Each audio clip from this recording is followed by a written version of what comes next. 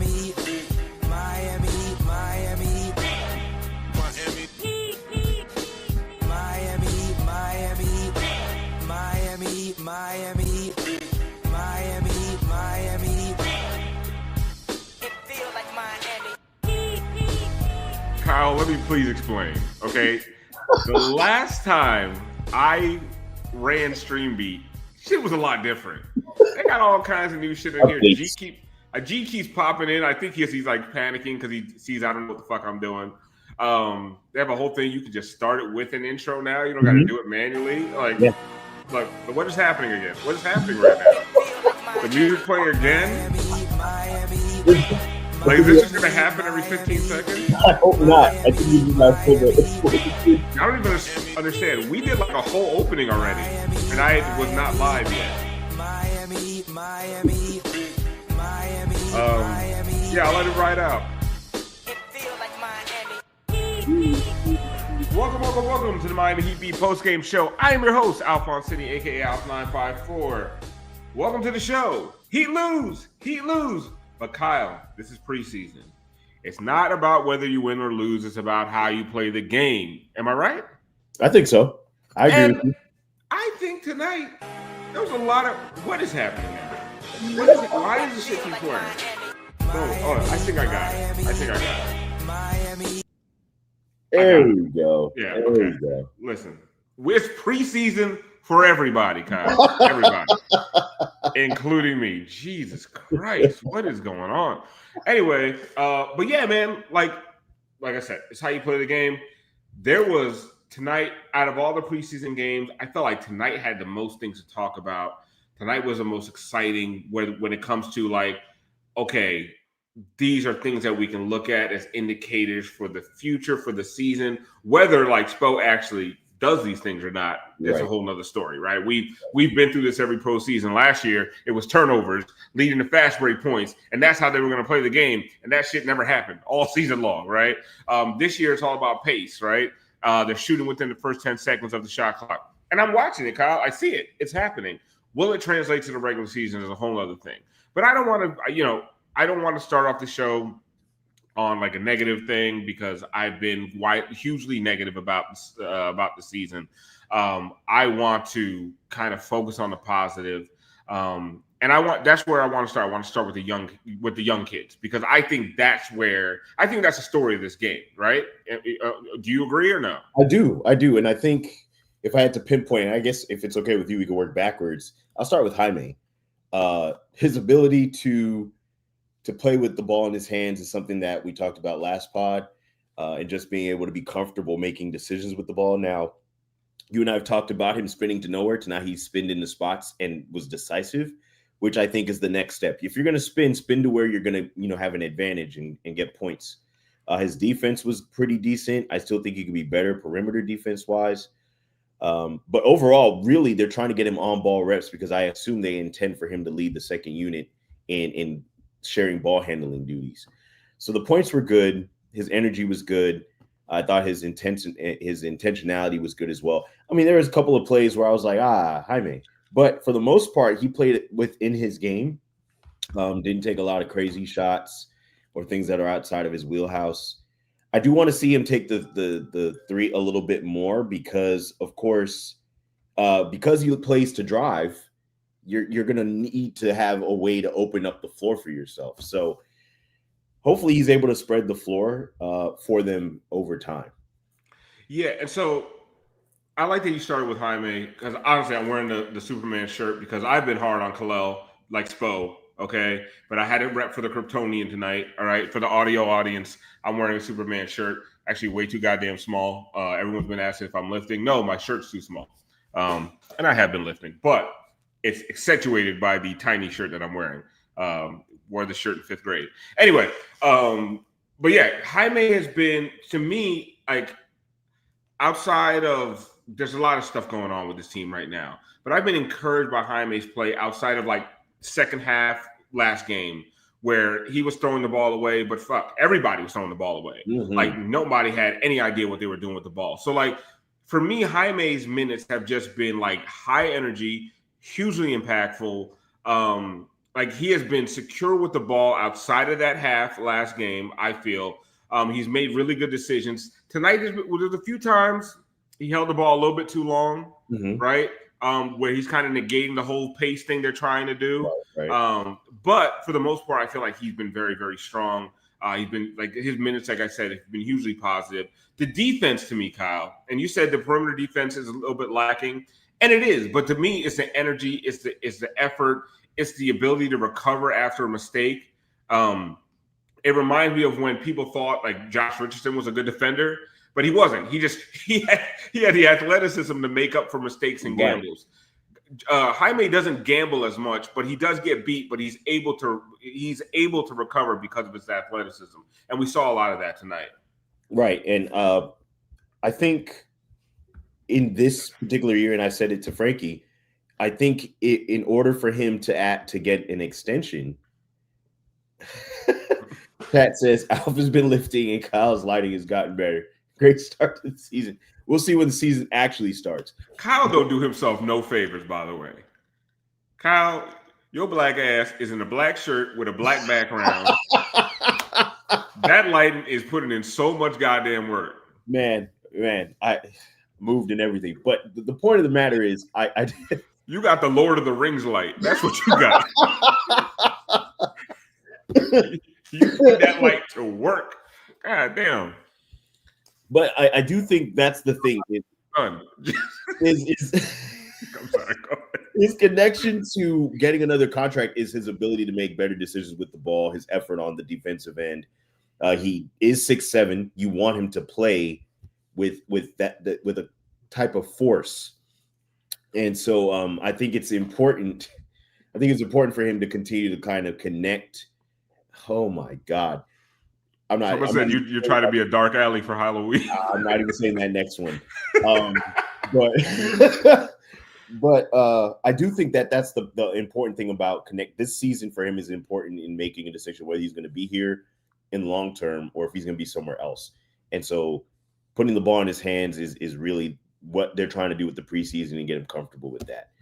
And listen, go ahead. Sorry. I was going to go to Ware last, but I think we should put him in the middle because he had the most impact. Yeah. Listen, I'm glad you started with Jaime because I wanted to because I haven't been on any post-game shows. I did want to talk about how I've liked a lot of Jaime's minutes and everything like that. But we buried the lead.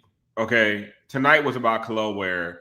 Tonight was about Kel'el Ware for a couple of reasons, right? Because we have seen Spo uncharacteristically, in my opinion, go dead ass after Mans in press conferences, right? Like he's going at him and he's challenging him publicly, which to me has been really, really interesting because I feel like I haven't seen this since Hassan Whiteside. And it took a while to get here with Hassan. Like they were fed up by the time they were calling him out publicly. This is very early in this young man's career. And honestly, listen, deservedly so, because we all see the talent. But we also kind of see, is this guy a head case? Like, why is there just sometimes we feel like he's just not even giving any effort? Tonight, I mean, and then he'll fill up the stat sheet. But like Spo has said, and I agreed with Spo, sometimes some of those stats just aren't impactful. Tonight, we just saw impact after impact, whether it be defensively on Wembanyama, who he gets up for, which is a problem, Kyle, which is part of the problem. He gets up for Wemby, and you see the type of performance he puts on. He hit the Ray Allen game 6-3 today, backpedaling from the corner. Like the skills are amazing. They jump off the TV screen. Defensively, not even the blocks. He changed so many shots on the inside tonight. He recovered. He did all the things you wanted to do. He got up for this game. He answered the call. But Kyle, first talk about just the performance, and then also, do you see an issue with the fact that he needed to get called out in the preseason to bring this kind of effort? Well, I think what Spo is doing, and at first I was a little annoyed with it because I was like, man, you cooking this man. You know, it's year 2. You know, that's the year that's either make or break as far as like, are they going to take a considerable leap or are they going to take a step back? We saw Jaime, just as an instance, take a step back his second season. This season, we're looking for him to recover and kind of reestablish himself. So with Ware, I think one of the interesting things about that is, one, his activity level was high, which is, I think, really what you're pointing to is waking up for Wemby shouldn't be what gets you going. It should be, I want to win this game. I want to impact winning, which is what I think also is what Spo is pointing towards. You need to impact winning more than you want to add stats. The stats are going to come if you're impacting winning, if you're playing the right way. So defensive rebounding was good for him. The scoring in versatile ways was good for him. I still think that the offense has some wrinkles as far as his ability to get to the basket, his post game, some of that other stuff. But his touch is one of the things that makes him really considerably talented around the rim. And then his finishing, he adds vertical spacing for the Heat when he's on the floor. It is a difference and I'm not comparing them. I just think it's a different style of play. Players are looking for Ware on lobs. They don't necessarily look for Bam on lobs. It's a difference in approach. Not sure what that is as far as our guards, but he typically is seeming like he's. But you know what? I don't know if it's the guards or if it's, and we'll get to Bam in a minute. I don't know if it's the guards. I'm tired of blaming the guards because everybody throwing lobs to Ware. Keshad Johnson's catching lobs. Jaime Jaquez is catching lobs. Jovic is throwing lobs to people. So anyway, so I don't know if this is the approach of the guards at this point. I'm starting to, but we'll get to Bam in a minute. And as you're talking about throwing lobs, the next guy I want to talk about a little bit, and listen, we'll continue to talk about Ware, because just the answering the call to me is huge. I'd rather you not have to get called out. No one's ever had to call out Bam for his effort, right? Ever. Now, the skill things that go on, and there's other things that happen, but nobody's ever said Bam is not even trying.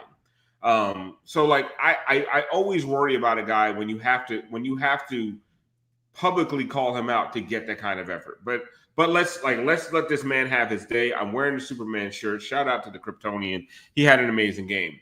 Another guy that I've been extremely hard on is Kasparas, the friendly European. To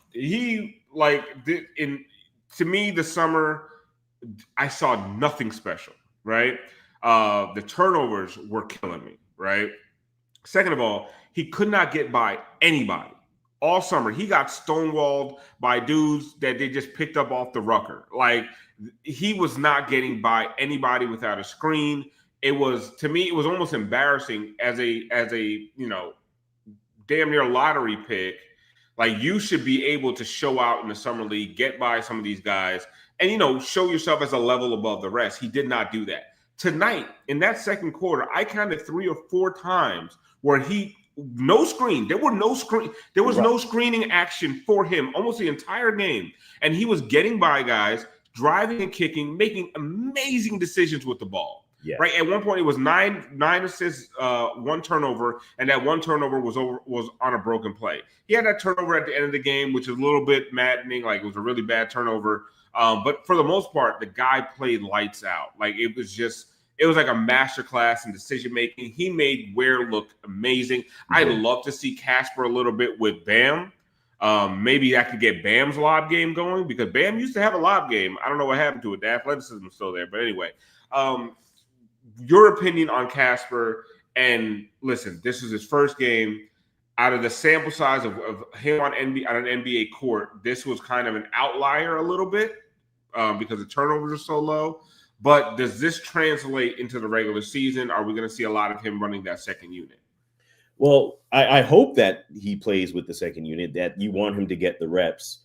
I think also one of the things that I noticed most is his pace. Him making good decisions with the ball, bringing the ball up the floor, taking responsibility on coming to get the ball. And some of what was most impressive to me was his defensive activity. That first play in, he got the steal and created for Keshad. There's so many plays where I could point where it was a lot of effort play. And so I think one of the things that I'm excited about is to see if that playmaking chops works against more intense defensive activity. Obviously, he's going to be playing in the second unit, so I'm not expecting him to do anything starting wise yet for a while. But in the minutes that he does play, being able to control pace for that second unit, create shots for other people. His shot dropped. The 3-point shooting was something that we talked about. We were concerned about. Didn't see a lot of it. He had that one game during the summer league where he got really hot, and that worked. But if he's able, in my opinion, to be a defensive playmaker, that's what this team needs. At his size, that's what they need. And so, to me, it's good growth. It's a preseason, so you're not gonna have insane expectations from this game. But you give the man his flowers, especially because a lot of us have been so hard on him because of the lackluster summer league. Like, come on. Anybody who's seen me on the timeline this summer, I was not happy with the pick at all. I was cooking fool. I still now I feel bad because I never learned how to say his name because I didn't expect you. I thought he's honestly, and I still think he might spend a good amount of time in the G League.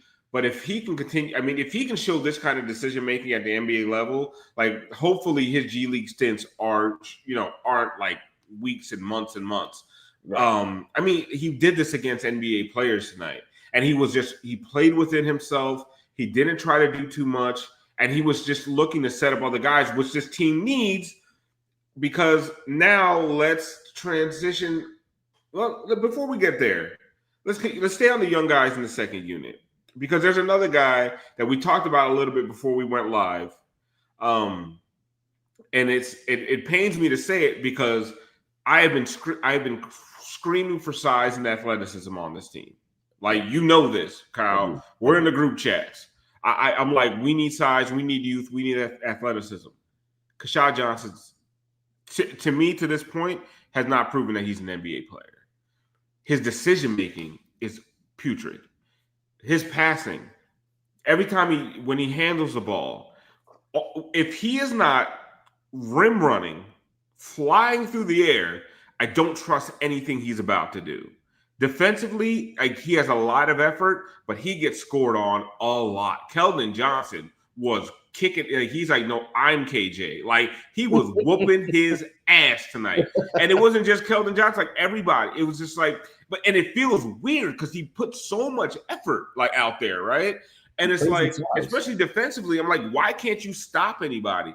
And then offensively, my God, every time he passes the ball, I'm like, yo, maybe are you paired up with Andrew Wiggins in practice? Like, what is happening? And every time, I'm not, honestly, and I'm not talking about fucking Andrew Wiggins tonight. I refuse. It's preseason. You ain't gonna get my goddamn blood pressure up. Like, no, it's not happening. But anyway, Keshad Johnson is going to the school of Andrew Wiggins, ball handling and passing.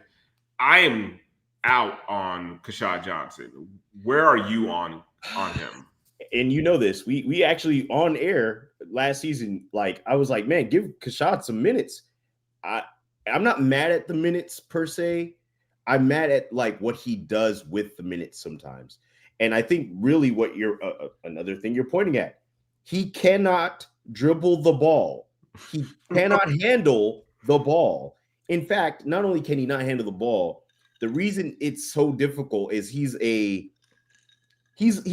law of extremes here. Either he's flying down the court with the ball and it's really not handling, he just has space to, or it's the other way around. He's turning the ball over. And so there's no pace. He doesn't have any wiggle to his game. He doesn't have the ability to create space or anything like that. And so I'm like, man, for all the physicals that he has at 6'5", I mean, that dude could play football the way he's built, if we're being honest here. It just doesn't translate to anything positive totally on the floor. And so we have the athleticism without the results. And that's seemingly a problem.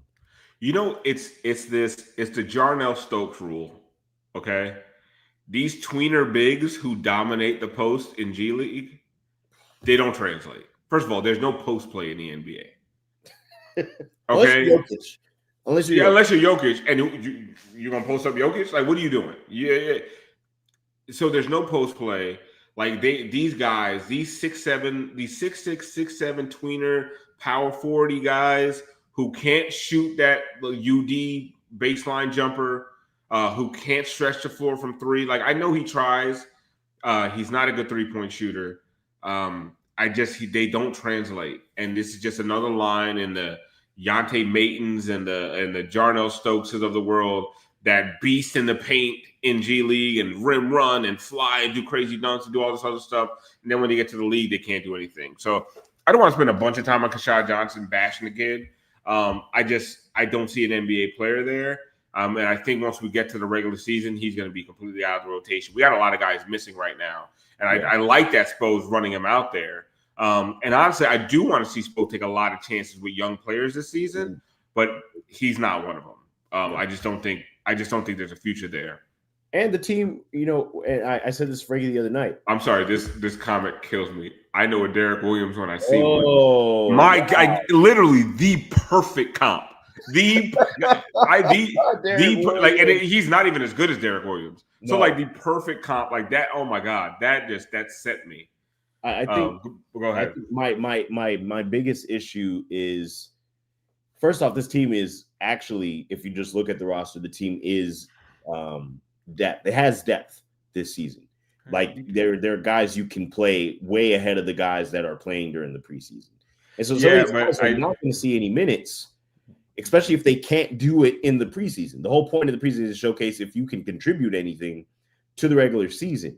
Now, we both know that Spo's going to look at this completely different.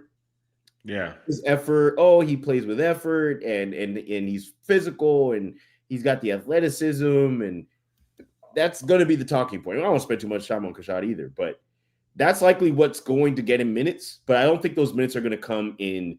I don't think he's going to average like anywhere between 10 to 20. Like, I think he's going to spend a lot of time in the G League again. I don't. think so too.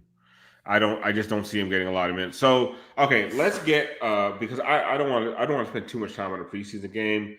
The thing is, I was just excited. Like I mean, Ware thoroughly outplayed Victor Wembanyama tonight.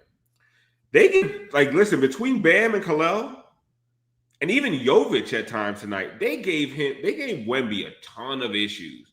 Khalil is perfectly suited to wear on Wemby, and then honestly, Wemby can't do a lot of things with Bam's strength because Bam just doesn't let him get to spots and let him do what he wants to do. I think a lot of guys just don't know what to do with the length and the size, and kind of they retreat a little bit. It's almost like when I watch Bam defend Wemby, he does a UD to Dirk thing where he just stays in his kitchen and there's no it's just a bunch of gangly trying to get comfortable without any effect. But let's get to the starters. Like I said, I'm not talking about Andrew Wiggins. I refuse to get upset during the preseason. There's no ranting. I'm not gonna play no rant music. I'm not doing it. I'm not doing this shit with Andrew Wiggins. Listen, Lakers, if you want him, Dalton Connect and a poo-poo platter, just something. One first-round pick and whatever, throw in an equipment manager. I don't give a shit. But anyway, the starters. I want first, because I want to keep talking about the youth, Jovic the starters are a mess, okay? The starting unit is a mess. So let's start with the two young guys in the starting unit, Jovic and Drew Smith. There's to me, it's a paradox. I feel very good when Jovic has the ball. I feel very, very bad when Drew Smith has the ball. And I like Drew. And I listen, I like Drew too. I've made a lot of accusations of why he's on the team. There's a resemblance to Coach Spo. That's all I'm gonna say. You do the math.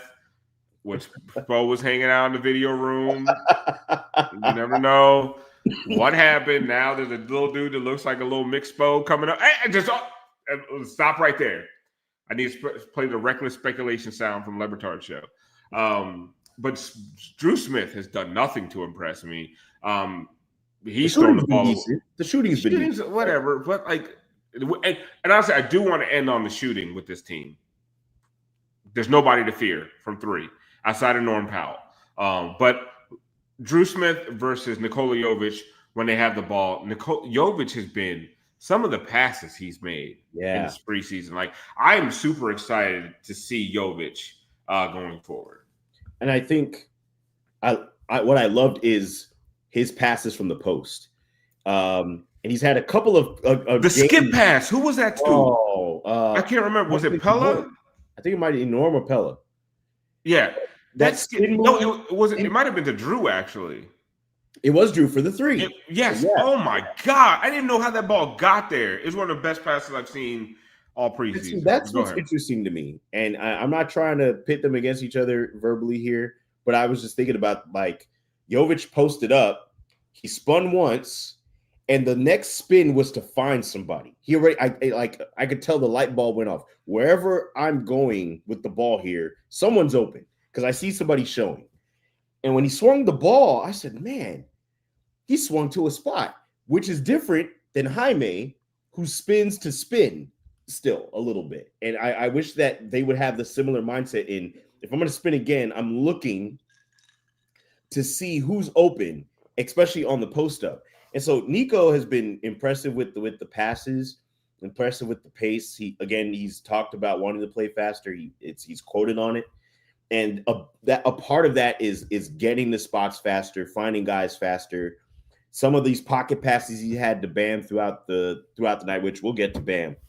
But I think that's just one of the things in his growth. The playmaking at his size is something that I think will make versatile lineups for Spo in the long term. So what I really like is when he grabs the ball off the rim. Like, when he's got the defensive rebound, I feel great about the upcoming possession. Like, when he pushes that pace, or when what I do like about the starting unit is that anybody who gets the rebounds pushing.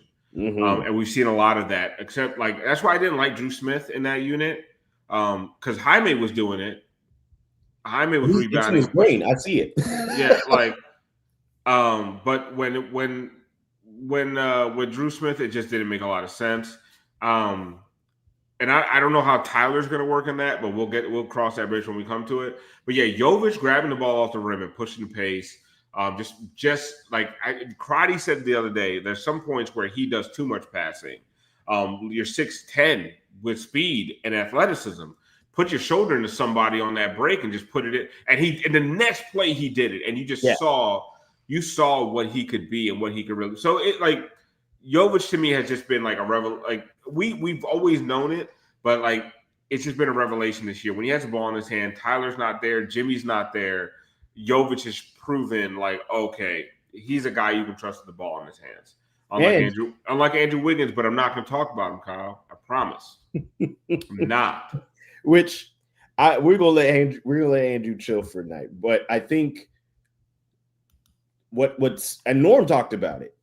Being able to do what he does at that size is impressive. It's warranted because he's an NBA player, but his growth and the aspect of what they're seeing from his potential and having a larger playmaker on the floor, it allows for the coach to do a lot of things, both offensively and defensively, because I thought he was respectable defensively. Now, does he have a little bit of a bad whistle? Yeah, he doesn't get the benefit of the doubt with some of the plays. But he does use his size well, and he does defend with effort, which is, again, that E word's probably going to float around this whole season. Yeah, there's going to be a lot of effort stuff, and I think because when you're looking at guys like Andrew Wiggins and Ware, like guys with all the talent in the world, and sometimes you just don't understand how they disappear for games at a time. You see, you almost did it. You almost goaded me into talking about Andrew Wiggins. I'm not doing it. Not going to get my pressure up on this lovely Wednesday. It's a Wednesday, right? Lovely Wednesday. Not doing it. Too many good things are happening in my life right now for Andrew Wiggins to ruin it. Now, Bam pissed me off. No, but I'm going to end on Bam. The next thing I want to talk about is Norm Powell, because I have a prediction for Norm Powell. Norm Powell is going to have a career year. I agree. Norm Powell is going to put up numbers. And honestly, it's going to be a little bit of a looter and a riot. Okay? Because, and this is no shade to Norm. Norm looks around and knows, I got to score the goddamn ball. Like, somebody's got to shoot this thing. Somebody's got to get to the rim. I love the rim pressure, by the way. Mm-hmm. Like, he's attacking. Like, he's not just settling for a lot of threes. Somebody's got to put pressure on the rim. because we do have a super athletic small forward that just doesn't. We have a super athletic center who just, I like to shoot jump shots. So Norm's rim pressure has been phenomenal. The efficiency is not going to be there because he has to shoot a lot. And it's like some of that Tyler Hero conundrum. It's like if you want to get mad at Tyler for shooting too much, but like then who else is going to shoot? Nobody. But like so, I think Norm's going to have a career year here. I just don't think it's going to. I don't right now think it's going to lead to a lot of winning. Well, I can absolutely see him averaging 25. Oh, easily. And somebody has to, because Spo is going to coach the hell out of finding him in his spots. I mean, there were a couple of plays tonight where he scored oversized, which is just a veteran thing. He's a vet among a pretty young team, and so such a smart player, right? And some of the plays, I mean, even tonight, which was funny, he I know we're not talking about Wiggins, but he literally goes to Wiggins and is like, "Let's get our heads in this." Like he points, like, "Hey, like they're gonna call stuff. Well, we gonna control what we can control." Man, that free that universal health care makes him soft, bro. I don't care. Listen, I said it. I think one of the biggest things you ain't had to get your damn copay out the mud. Oh man, you soft. Well, you could just go to the emergency room. You ain't built like us. Oh man. Well, I will say this. I think Norm's biggest impact will be co-captaining. It won't be loud to everyone else, but co-captaining with Bam and kind of corralling, aside from Davion, who I think has experience. But for the most part, he's going to have an impact on the players on what he sees on the floor. He's played in big games. He's played with players who are all-stars. And last postseason, he was impressive. I mean, he just had games where I was like, who does Norm Powell think he is? So with this team, his role is he's the oldest on the team. And so you're going to get kind of that, man, what year was that? Was it 16? Where it was Wade came back and it was like Hassan, Luol Deng, just some of these, the team was young-ish, but it wasn't guys that you would totally invest your total time in. Wade had impressive games throughout the postseason. That's kind of what we're going to get from Norm this season. Now, do I think it's going to end up in a ton of wins and some kind of long, lengthy playoff run? No, I don't think so. But I do think his impact is going to get him a bag. Listen, Norm Powell is going to make a lot of money this season. I really, and honestly, deservedly so. I don't think he's going to do it because he's a selfish player or whatnot. I just think he's going to look around and say, somebody got to do it. Because Andrew Wiggins is going to be off in the corner, sipping maple syrup, doing nothing. Sipping maple syrup is crazy. But I think that's the point is they brought him in because they they're eating poutine. Oh my goodness. You're killing them.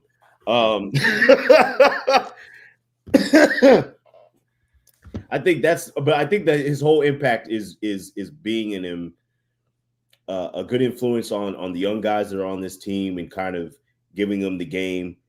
He's 32 years old. So there's a lot of game, there's a lot of miles. He's played a lot of big minutes. And so the whole point for him being here is to be a good vet, and help Bam out, kind of lead this. I think he's gonna be excellent. I don't see. So what I don't see is how, and we're gonna talk about Bam now. I don't see how his game helps Bam. And there's a lot of so now what I see his game to ballooning into is with that transition from where he was when on the Clippers, where he had to be a big time scorer the first half of last season, he's doing it again. That's why he was almost an all-star last year. That game that he's playing, he has more of a 3-point shooting touch and prowess than Jimmy did, but he still operates free throw line extended and under a lot, putting pressure on that rim. And I'm not to say it can't be complimentary to Bam, but it's not helpful to Bam. You see what the the distinction I'm making? Yes. So now he's not going to elevate Bam's game. I honestly, outside of Kasparas somehow developing to the point where he's a starting point guard for this team, I feel like he could help. He could help Bam, but right now Bam has to help himself. Okay, Great. And I am telling. I know it's just preseason, but unless Bam is hitting some fadeaway jump shot or getting to the free throw line, nothing's happening for dude. I don't get it. I don't know if his hands got smaller in the offseason. Every time I watch him, he's flailing on some James Harden shit to get a foul call or just losing the ball in the paint. Like it is maddening. And I like as always, I love the defense. I love the defense, right? Like tonight made Wemby's life hell, like we were talking about earlier, just doing all the things Bam does defensively. Mm-hmm. But my God, on offense, like you watch even Keshad Johnson's getting dunks. Like you watch all these other guys find little seams in the defense and get to a spot to make an easy pass for a guy like Jovic. Bam is not doing any of that. He's just sitting at the nail and sitting at all these different places where he's just not effective. And Kyle, I want you to count this season the amount of times that Bam hits a shot off the backboard. And I'm not talking about a bank shot from free throw. Like, I'm talking about in the paint, up and under, something off the glass. That, like what Norm did 15 times tonight. Count how many times you see Bam do some shit like that. I don't know what's going on with bro, but like there's nothing in the paint. There's nothing at the rim. I don't know what's going on right now. And my problem maybe is his offensive game is not simplified. It hasn't, like, I'm not trying to make any excuses, but I think he's not scaling his game down to the fundamentals. I'm going to post up. I'm going to get a shot off here, a little bank shot. I'm going to post up. I know I can float the ball. I'm going to put a floater up. I'm going to take the shot from the free throw down when I have it. I'm not going to pump fake into it. I'm going to shoot straight to it. If I get contact, I'm going to the line. Those are the things that you can, in the first quarter, I'm going to establish that I'm going to be physical. So I'm going to get to the basket. I don't need to dribble the air out of the ball. I'm not going to need to DHO. They need me to get a bucket. I can beat this center off the dribble. Let me get to the cup. Second quarter, okay, well, that worked. Now I'm going to post up because now I've established that I'm going to be physical. I just need to put something off the glass, softly off the glass. If I can shoot a floater, I can definitely shoot a damn bank shot. It should make sense. Third quarter and fourth quarter, if you feel like they're playing it tough and now they've played zone, okay, now you have a rhythm going because you've been taking shots. So now you're taking the mid-range. And from there, fourth quarter, now, okay, well, now I've made a couple of mid-range shots. Now the three is available to me because they're playing me tough from the free throw line down. That's a simple game plan for him every night. For whatever reason, it's not. Now, granted, it's preseason. It's preseason. But this is a microcosm of a problem that we've had with his ability to get to his offensive game. Yeah, this is not just this year. What we're seeing is exacerbated. I think it's exacerbated by not having a Duncan Robinson, not having a Max Strus, not having these guys who are threats from the perimeter. And this is when I wanted to talk about three-point shooting. There's nobody on this team that anyone's terrified from three. No. Right? So we have this offense where we're trying to shoot within the first 10 seconds, right? Here's the problem. If there's nothing in that first 10 seconds, now we're down to Norm Powell, Andrew Wiggins, Bam Adebayo, iso ball. And none of it's outside of Norm but none of it's good for the offense, right? Right. None of these, once those guys get the ball with 13 seconds left on the shot clock, including Jaime, they ain't passing it. So now the offense completely bogs down. Everyone's standing still. And now Bam is trying to create for himself, or Andrew Wiggins trying to create for himself. There's no Duncan zooming around the perimeter, or a Max Strus, or any of these guys that are just like trying to get open and that everyone's terrified. So now the defense is just set and locked in. And they're digging at it, Andrew Wiggins. You know what happens when you dig at Andrew Wiggins trying to ISO score? He throws the ball away. He does. Or he just dribbles off his goddamn forehead.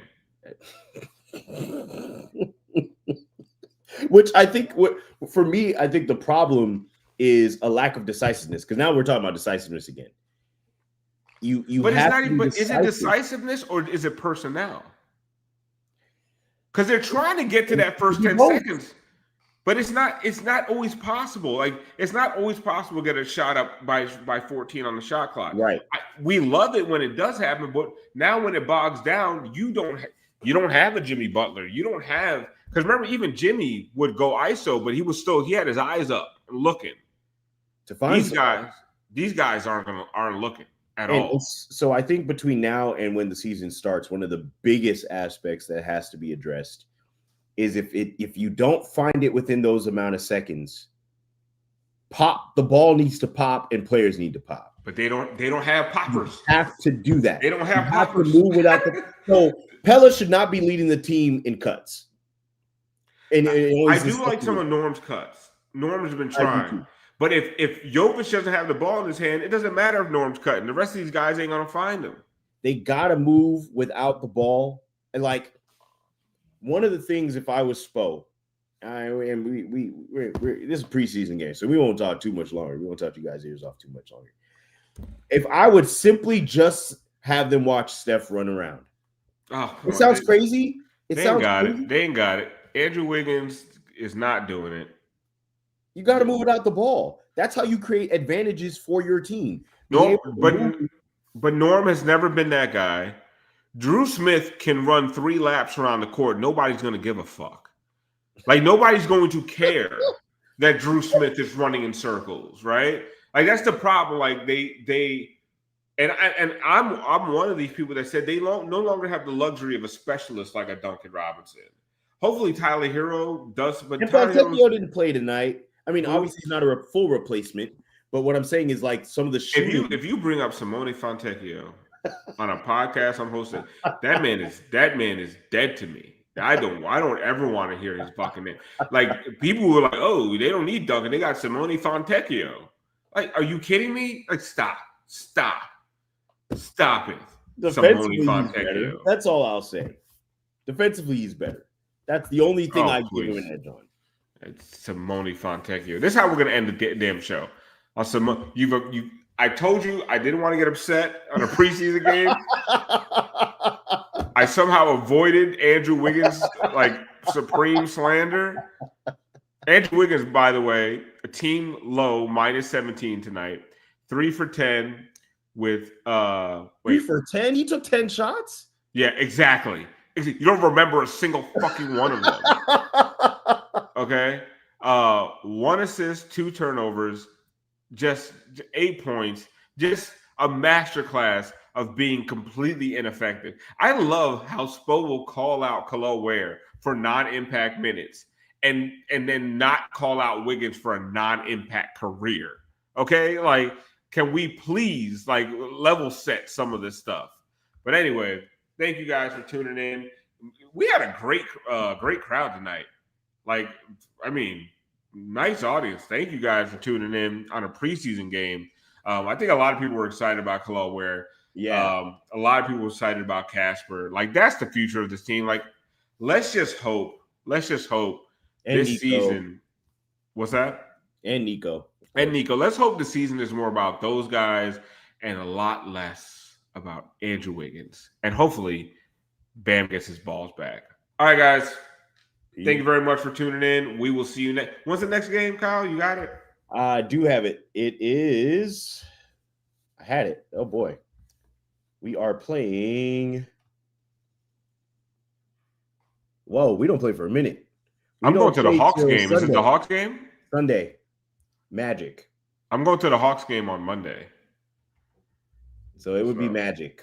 I'll be reporting live from Trae Young's ball spot. Wow.